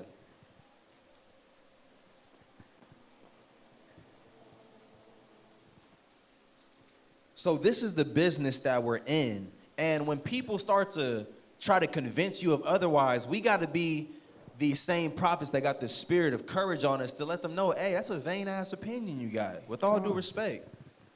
You're not really about these works, and that's why you're thinking how you're thinking. You're trying to find any way to make this more convenient for you, but it's not convenient. It's not supposed to be. We're supposed to emulate the sacrifice that Christ made for us, right? So read this. Sirach chapter 4 and verse 7. Get thyself the love of the congregation. He says, get thyself the love of the congregation. But you know, man, I keep to myself, man. I'm not really into dealing with people. And Most High says, so what? Get the love of the congregation. Get the love of your people, right? Learn how to be a social person. The children of Israel were not antisocial. And it's crazy. That's why it's important that we get more traveling going. We got to go back to Africa more so we can see how our people live. It's nothing but marketplaces. Everybody knows everybody. You seeing everybody every single day. You're talking. But America, you got your phone and some Wi-Fi. You ain't got to deal with nobody. Right? But go ahead. And bow thy head to a great man. Exactly. In this walk, bow your head to a great man. Don't find a scumbag to submit yourself to, but find great men that's going to sit here and lead you and bow yourself to them. Learn from them. Go ahead. Let it not grieve thee to bow down thine ear to the poor. Because that is grievous for a lot of us. Keep it G. If you got bums and homeless people coming up to you, that's not really the type of people you want to deal with. You kind of stand off. It's like, hey, what's going on? They trying to shake your hand. You like, oh. Most High said, don't let it grieve you to deal with these of our people like that. Because everybody got a chance to repent. We're going to get all types of walks of life, right? Even for the people, the transgenders, people that got their body mutilated, they got a chance to repent as well, right? So you're going to come across all different types of walks of life. But the Most High said, don't let it grieve you in this business to deal with those that are of a lower estate. Everybody want to bump shoulders and be there with the popular kids. It's not always about that, right? Look who Christ dealt with. He wasn't amongst the Pharisees and everybody who had clout within Israel. He was with the nobodies, the people that was less fortunate, the have-nots, right? Go ahead. Get thyself the love of the congregation and bow thy head to a great man. Let it not grieve thee to bow down thine ear to the poor. Exactly. Sometimes they just want to be able to tell you something just to get a good response back. That's all they need to keep themselves going. Because everybody else, how does society treat homeless people? They treat them like dogs. You walking by, they be like, ugh, like, damn, that's still a child of God, right? But go ahead. And give him a friendly answer with meekness. Exactly, give him a friendly answer with meekness, being patient without complaining. Go ahead. Deliver him that suffereth wrong from the hand of the oppressor. Exactly. When we have situations where our brothers and sisters been going through some messed up situations, dealing with the state, dealing with the government, dealing with the court systems, Bible says it's supposed to be helping those type of people out, restoring them. Like, you know what, man, my life these last 5 years been rough. I understand I'm an Israelite now. The court done took my kids away and whoopty whoop whoop. Well, you know what, bro? Come keep these laws with us, man. And we're going to pray on your behalf that the Most High find a way to switch that around so you can get your kids back and keeping these laws with you. Praying and fasting with your brothers and sisters going through scenarios. That's the type of work that we're called to do. Go ahead. Deliver him that suffereth wrong from the hand of the oppressor, and be not faint-hearted when thou sittest in judgment. Exactly, and this is something a lot of our people stray away from, right? When it's your time to be placed in judgment and you're supposed to be saying something over certain people, don't find that to be the time where you want to be quiet. If anything, that's when you need to speak up the most. Right? Be a proponent of righteousness, not evil. Go ahead. Even our people that when the cops or anything is happening to a brother or a sister and they just sitting there recording it. All y'all sitting there recording it, y'all can go help their brother or sister. Right? And if you believe in the Lord and you have faith in the Lord, you get caught, you sit in that seat of judgment, don't be faint-hearted. The Most High going to have you because you tried to help your brother, just like Moses. Real talk. I'm telling you, when we start operating like this, we're going to see a whole different turnout with our people because now we're actually doing the foundational work to really build the nation. A lot of brothers is confused thinking that literally just street teaching is building the nation. That's a start, but what happens when you bring in all these people that got these messed up character and got these broken spirits and going through all these things? Now it's time for them to be rehabilitated, right? And we got to go this route with them. That's how you really build the nation up. Go ahead. Be as a father unto the fatherless. Exactly. When you see single mothers coming in here, you know when they struggling trying to raise their kids. You off to the side, don't be, damn, she got some badass kids. No, go be a father. Go over there and teach her kids. You see she can't do it by herself. Hey, little man. Or have the conversation with her. Hey, sis, that's not how we do here. I'm going to help you. You feel me? And there ain't got to be no strings attached, but just having that love for your brother and your sister. Go ahead. And instead of an husband unto their mother, so shalt thou be as the son of the Most High. Exactly. And he shall love thee more than thy mother does. Exactly. And that, man, that's a whole lot of love. I remember my stepdad told me this when I was little. He said, if your mama don't love you, don't nobody love you. And I was like, man, that's a true statement. But the Most High said, when you start doing things like this, he gonna love you more than your mama love you. That's heavy. Because the mothers, y'all love y'all kids, right? Go ahead. Wisdom exalteth her children, and layeth hold of them that seek her. He that loveth her, loveth life. So when you start to love wisdom, the Most High said you actually love life. Because the Most High grants us life that we should have attained wisdom and praise him throughout the process. Anytime we go into sin, anytime we go left of what the Most High said, that's not wisdom, right? And the Most High doesn't have any delight in that. But when we're doing accordingly, he says, I grant you with life. Go ahead. And they that seek to her early shall be filled with joy. You see that? You have a lot of our people, again, who will sit here and think, oh, you know what? And it's crazy the conversations and the things that we'll say to convince ourselves that we're not worthy of doing certain things. Like, you know what? Nah, the Most High can't use me right now because I got to get this together first. I got to get that together first. Who are you to tell the Most High what he could do with you? Most High said, I'll break you all the way down and have you so impactful in this earth, you wouldn't even believe it if I told you. God. So it says, seek it early. Don't try to figure out everything and then come to the Most High last minute. Don't do that. Do this first, and the Most High figure out everything else for you. But read. Whoso giveth ear unto her shall judge the nations, and he that attendeth unto her shall dwell securely. Now watch this, because, again, this is the work that we're called for in the path that we all must travel. Read verse 16 and 17. If a man commit himself unto her, he shall inherit. If you commit yourself unto it, right? And it has everything to do with mind state. Again, I come from a skateboarding background. It's an extreme sport, some people call it, right? Where you literally find yourself jumping over obstacles, landing onto other obstacles. You're jumping off of staircases, trying to land on rails. And a lot of times people are scared to do that, and they don't want to commit to it. That's a common saying in the skate world. Just commit. Because you get that shaky feeling when you're looking down the staircase. It's like, man, that's a steep drop. But you look to your homie and be like, hey, just commit. So if you commit to this lifestyle, you fully give everything you have and believe it and see yourself doing it, then that's when you're going to see the turnaround with the Most High blessing you with wisdom. For real, for real. Now, when you half-stepping and doing this part-time, you're not going to see a whole lot of fruits of the Spirit. That's just a fact. You're going to be struggling. You're going to be having them thoughts where you're going back and forth, tossed to and fro. We see you at some feasts, then we don't. That's because you haven't committed yourself. Read.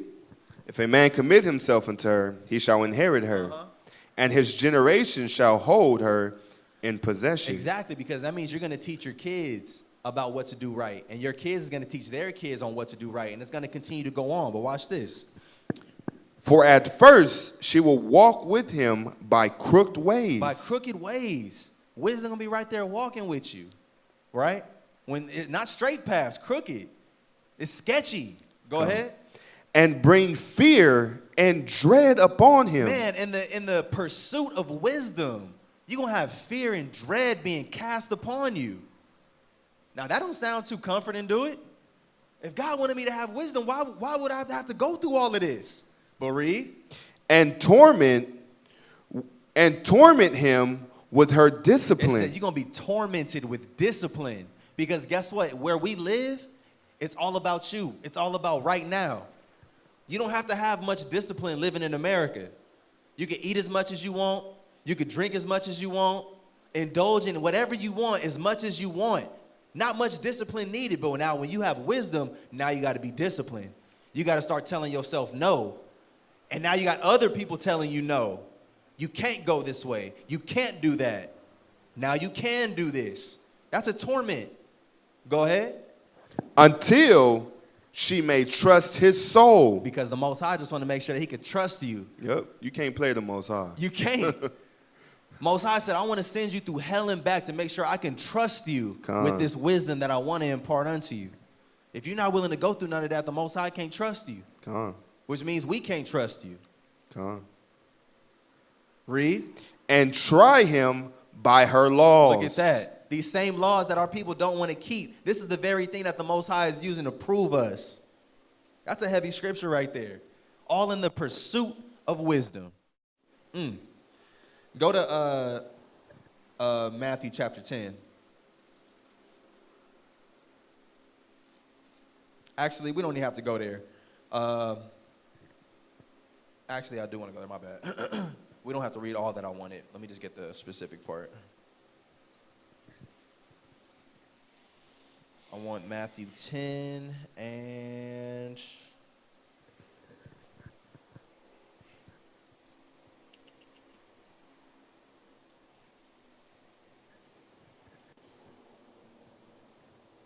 One second, y'all.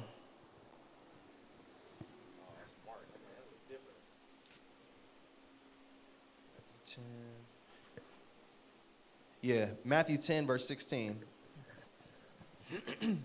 Matthew chapter 10 and verse 16. Behold, I send you forth as sheep in the midst of wolves. These is red words in y'all Bibles, right? Okay, so this is coming from the king. He said this is what he's sending us out as. It says, behold, I send you forth as sheep in the midst of wolves. Go ahead. Be ye therefore wise as the serpents and harmless as doves. Read. But beware of men. Beware. You can't fully avoid this, but beware. Go ahead. Beware of men, for they will deliver you up to the councils. And they will scourge you in their synagogues. Go ahead. And ye shall be brought before governors and kings for my sake, for a testimony against them and the Gentiles. Yep. Drop down and read verse 23. Verse 23. But when they persecute you in this city, flee ye into another. That takes a true spirit of a warrior. He said, not if, but when they persecute you in this city, pack up shop and take it to the next one. Go ahead. For verily I say unto you, ye shall not have gone over the cities of Israel till the Son of Man be come. Exactly, because our people act like they didn't did all the work that they can. He said, look, until I come back, trust me, you ain't going to be able to go over the cities of Israel enough, because there's somebody that needs to hear the testimony that y'all speaking about. Go ahead. The disciple is not above his master. Exactly, and that's another vain opinion that a lot of our brothers and sisters hold, thinking that we're above certain things. Christ said, look, make no mistake, the disciple is not above the master.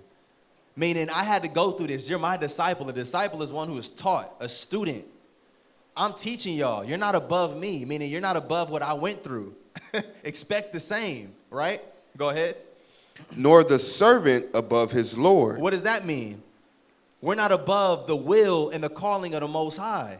Everything that he said that we are to do, we are not above that. We must do it. A lot of our people feel like they've outgrown the commandments. How the heck do you do that? Oh, I've surpassed the commandments and the carnal ways and the carnal ordinances, brother. Come on, bro. Are you serious? You telling me you better than Yahushai? Christ didn't say that. Paul didn't say that. Peter didn't say that. In fact, Peter got rebuked for trying to be above that. He said, man, Christ, I know me. You know I'm down for you. You know it. I'm with you. I'm with you. He had to be humbled. He said, Peter, as much as you talking right now, you're going to deny me, bro. Man, heck no, Christ, you tripping. Trust me, Peter, you're going to deny me. And what happened when that cock crewed 3 times? Peter was right there. No, that wasn't me with Christ. I don't even know that dude. He said, damn. That was a humbling and a teaching moment for him. A lot of us go through those same exact things, but we don't take it how we're supposed to and learn and grow from it, right? But that's all I needed from that. Last 2 scriptures, Leviticus 25 and 55.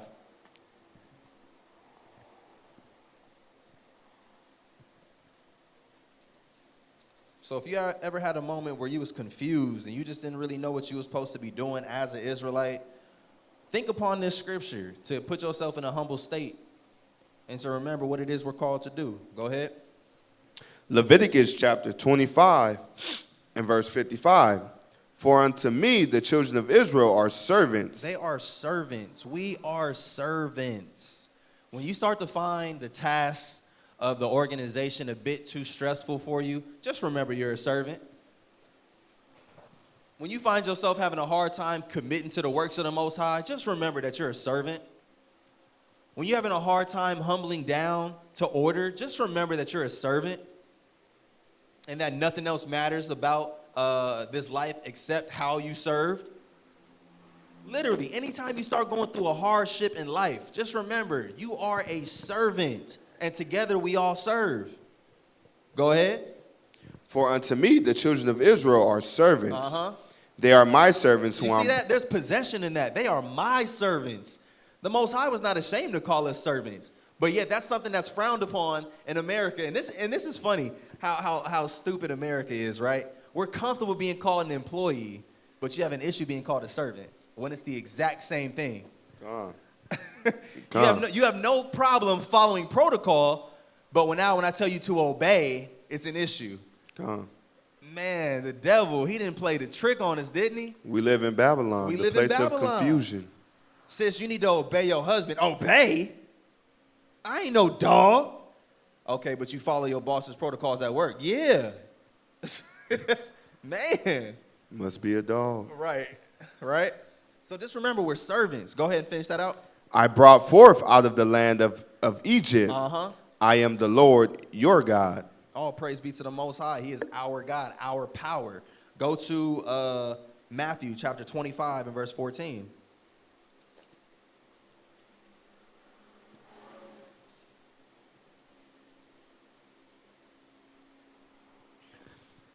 Matthew chapter 25 and verse 14.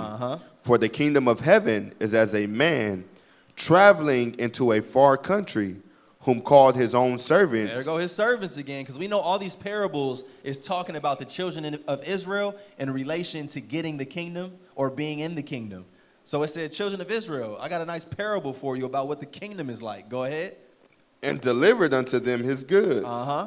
And unto one he gave 5 talents, to another 2, and to another 1.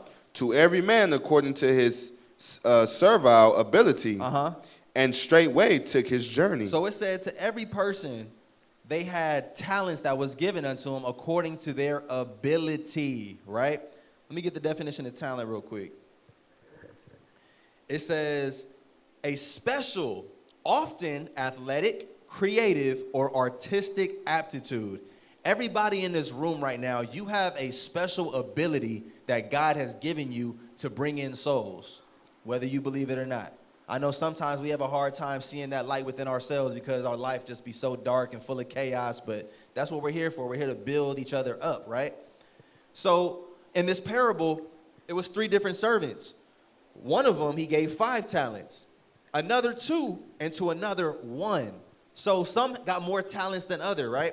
It says the natural endowments of a person of talent or a group of persons of talent in a field or activity, any of several ancient units of weight, and then characteristic, feature, aptitude, or disposition of a person or animal. So all these things, right, are within us in one way or another to bring in other souls. So let's read about this parable. We're going to skip through it. Drop down and read verse... Actually, no, keep reading. Verse 16. Verse 16. Then he that had received 5 talents went and traded with the same, and made them over 5 talents. So this brother who had these abilities, right, or if you want to say his money, he had these things, took what he had and went and got more, right? He received souls. People started to follow him. He got people to repent. Doubled up. Go ahead. And likewise, he that had received 2, he also gained another 2. Right. Go ahead. But he that had received 1 went and digged in the earth and hid his Lord's money. Drop down and read verse 21. Verse 21, his Lord said unto him, well done, thou good and faithful servant. Thou hast been faithful over a few things, and I will make thee ruler over many So things. the person that had 5, he brought 5 more. He was happy. He said, man, you did a good job. I'm going to make you ruler over many things because you was faithful in few things. Read. Enter thou into the joy of thy Lord. Also that have received 2 talents came and said, Lord, thou deliverest unto me 2 talents. Behold, I have gained 2 other talents beside them. His Lord said unto him, well done, good and faithful servant. Thou hast been faithful over a few things. I will make thee ruler over many things. Enter thou into the joy of thy Lord. So it doesn't even matter, because you got some people that'll be quick to be like, oh, well, that person is just so much better at me at this thing and this and that and this and that. It doesn't matter. The Most High said, whatever you're good at, use that to double up on. Right? Go ahead. Then he which had received the 1 talent had said, Lord, I knew thee that thou art an hard man, reaping where thou hast not sown, and gathering where thou hast not sown. Remember, this is the one that hid the talent. He didn't do nothing with it. Go ahead. And I was afraid and went and hid thy talent in the earth. So stop right there. If you're too afraid to go out here and use what the Most High has given you to give back to your people and receive more, read. Lo, there thou hast that is thine. He said, here you go. The little bit that you gave me, I'm giving it right back to you. I didn't do nothing with it. I sat on it. I was being lazy. Go ahead. His Lord answered and said unto him, thou wicked and slothful servant, thou knewest that I reap where I sowed not, and gather where I have not strawed. Thou oughtest therefore to have put my money to the exchangers, and then at my coming I should have received my own with usury. He said, you could have just gave me a little bit back more than what I gave you to begin with, and I'd have been okay. But you was wicked and slothful. You didn't do nothing with it. You sat on it. Go ahead. Take therefore the talent from him and give it unto him which have 10 talents. For unto everyone that have shall be given, and he shall have abundance. But from him that have not shall be taken away, even that which he hath. Right, because again, going along with the topic of the lesson, the vain opinion. Sometimes you get so caught up in your own frame of mind that you stop yourself from being fruitful in this walk, and that's wicked. It doesn't matter if you're only good at one thing. The Most High said, use that one thing that I gave you and become proficient in it. Become a master at it. Ain't nothing like somebody who mastered something. It don't matter what angle they can come from. I know how to do it this way. What they say, it's like 100 ways to skin a cat, so to speak. It don't matter. I'm a master at this. Whatever you need, I got you. Don't be the person where you have something to give to the people and you keep it for yourself. That's selfish. And the Most High is not pleased with it. So he said, look, take what he got and give it to the man who went above and beyond. And read. Drop down and read verse 30. Verse 30. And cast ye the unprofitable servant into outer darkness. You see that? When you're not working, the Most High is calling you an unprofitable servant. If you're doing a bad job, wherever you're employed at, you usually get fired if you're not having a good output of work. It's no different in this walk, in this business that we're in, right? So it says, cast them out into outer darkness. Go ahead. There shall be weeping and gnashing of teeth. Last scripture, Micah 2:10. And this is one that we have to constantly meditate upon and ask yourself, man, am I living in this mind state? Am I caught up in the ways of America? Am I caught up with the ways of Babylon? Or do I truly cherish and seek the old paths wherein is the good way? Micah chapter 2 and verse 10. Arise ye and depart, for this is not your rest. This is not our rest, Israel. I'm going to say it again. This is not our rest. When Esau went on his campaign, going nation to nation conquering, he understood that that was not his rest. He went hard back then so that his descendants could walk around Malibu in short shorts and flip-flops today. We have to do the same thing with our kids. We work hard right now so that our kids can have the benefits of the kingdom later. It's the same principle. This is not our rest. Read. Because it is polluted. This place is polluted on all levels. The air is polluted. The water is polluted. The food is polluted. Our people are polluted spiritually, mentally, America has like one of the highest rates of depression and suicide. But yet they screen it as the happiest place on earth. Because you can see some palm trees and nice sunsets. People feel like it's all worth it. This place is polluted. Go ahead. It shall destroy you. And it shall destroy you. It didn't say it might or there's a possibility. It said it will. It shall destroy you if you give yourself over unto it. So we don't want to be destroyed with the pollutions of this world, right? Go ahead. Even with a sword destruction. Even with a sword destruction.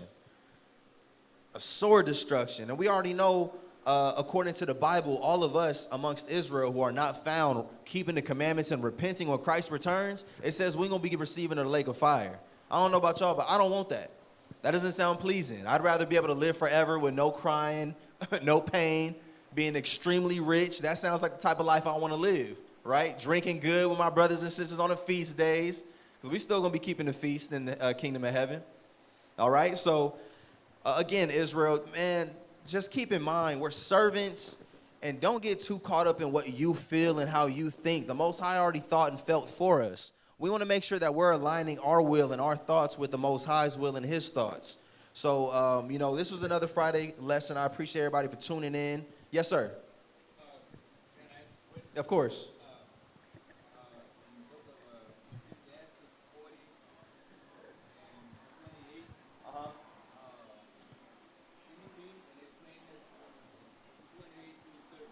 Okay, Khan. You can read that. Sirach chapter 40 and verse 28 through 30. Sirach chapter 40 and verse 28. And we know that for the most part, the book of Sirach is a book of wisdom, right? So go ahead. My son, lead not a beggar's life. We the children of the Most High.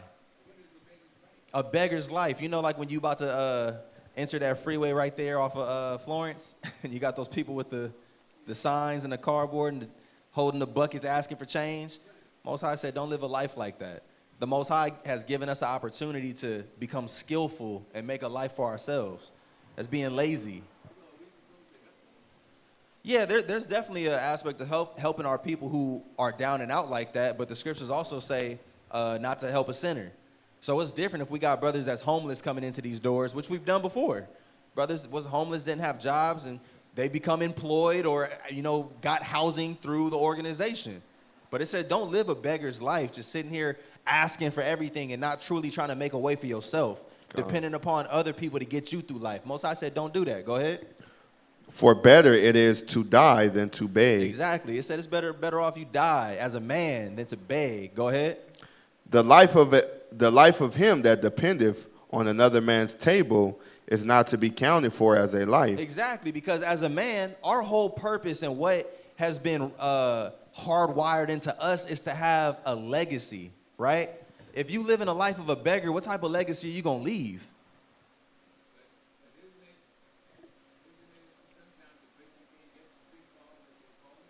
You said what?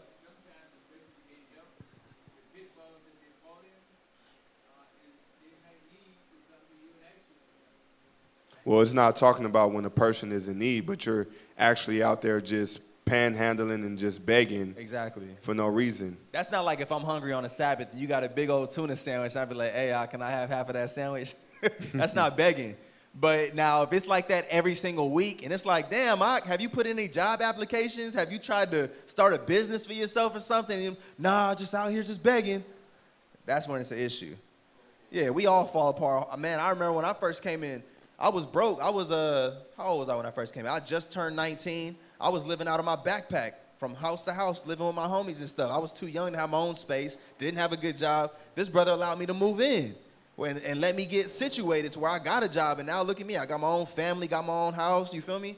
So it's a difference. We all fall upon hard times, but that's why we're there to help build each other up. There's no reason why if we're here loving our neighbor as we love ourselves that we should have our brothers out here begging. Because if I love myself like I love my brother, I'm going to make sure that I don't want to be begging. So I'm going to try to make sure that brother don't have to live a life of a beggar.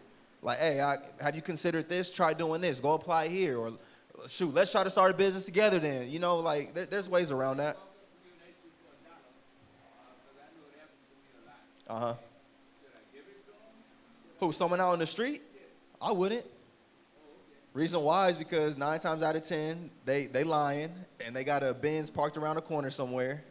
Or 2, a lot of times people be off drugs. I can't trust you giving you this money that you're going to spend it on something righteous. Now, if you just got some extra food on you, and you see, hey, bro, I just need something to eat, I can't say you in sin for helping that brother out like that. But now when you giving them things to help them stay in sin, then the Most High can hold that as blood on your hands. You know what they own when they come and ask you, hey, can I get $1 so I could go get me something to eat? You know, you in the drive-thru or whatever. Nothing costs $1 no more, bro. Right.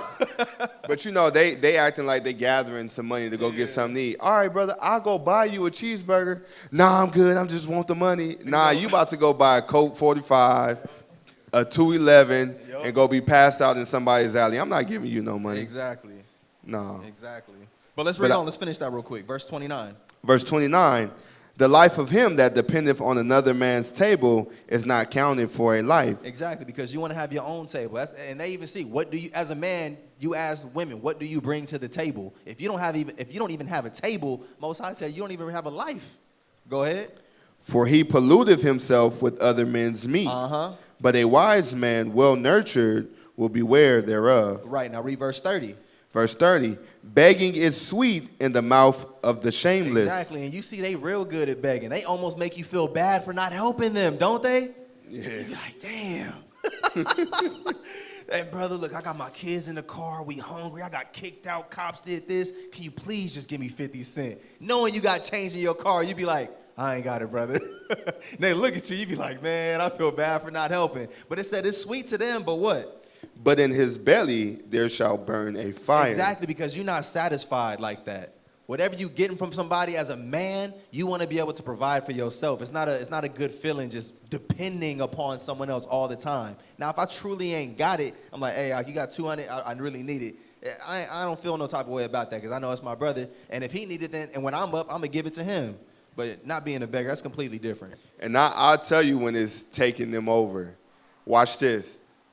I'm not going to say all of them, but it be people out there, they be having their little loved one on the sign, and they like donate some money for my loved one.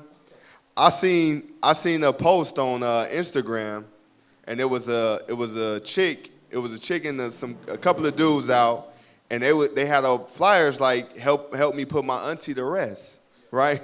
So one of his family members pulled up on her and started recording it. He was like, auntie didn't die. Why you out here with those signs? She didn't die. She lying. Exposed her. Yep. She was ashamed, too. She was like, oh. Yep. And then you see these people out here day and night with the same sign, the same person. I'm like, hey, when is the funeral? They've been dead for 3 years. Right. Right. Yeah. So if you leading the beggar's life, man, they're going to take it to a whole nother level. No problem. All praise be to the Most High. So, again, Israel, thank y'all for tuning in. Thank y'all for giving me y'all ear tonight. All praise be to the Most High. Right?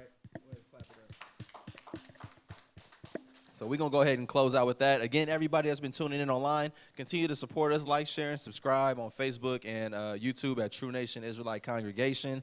We're going to go ahead and sign off. So Shabbat Shalom, everybody.